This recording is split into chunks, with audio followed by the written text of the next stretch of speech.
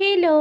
তো আজকে দুপুরে হঠাৎ করে চলে গেছিলাম আমরা দুজন, মানে আমি আর আমার মা দুপুরে লাঞ্চ করার উদ্দেশ্যে। যেহেতু অনেক দিন আমরা কোথাও বেরোই না, খেতে যাওয়া হয় না, তো সেই কারণে হঠাৎ করে একটা লাঞ্চের প্ল্যানিং হয়েছিল। ডিনার তো অলওয়েজ সবসময় মাঝে মাঝে প্ল্যানিং হলে করতে থাকে, তো লাঞ্চের প্ল্যানিং খুব কম হয় বলে গেছিলাম।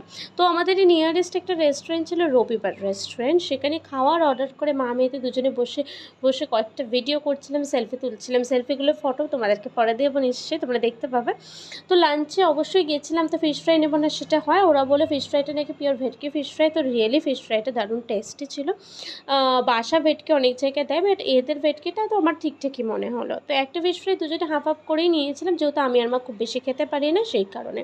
তারপরে চলে গেছিলাম মেন কোর্স। মেন কোর্সে ছিল chicken fried rice and chicken Maharaja. ওই মহারাজা মানে ওপরে না একটা অমলেট বেশ গোল করে দেওয়া থাকে, সেটা মা মেয়েতে হাফ হাফ করে নিয়েছিলাম। তো অলওয়েজ অ্যাজ ইউজুয়াল মারও রাইস বেশি লেগেছে, আমারও রাইস বেশি লেগেছে, দুজনেরই পেট ভরে গিয়েছিলো। বাট আমরা যেহেতু অনেকদিন পরে খেতে গিয়েছিলাম, তো দারুণ টেস্টি লাগছিলো। তো আর কি খাওয়া দাওয়া কমপ্লিট করে দুজনে মিলে কয়েকটা সেলফি তুলে নিলাম। তারপরে চলে এলাম পার্লারে। আমার অনেকদিন ধরে চুলে একটু স্পা করার বিষয় ছিল, চুলটা একটু হেয়ার কাটিং করার ছিল, আর হেয়ার ফলও ছিল, ট্রিটমেন্টও করার ছিল, সেটা করেই নিলাম। বাই।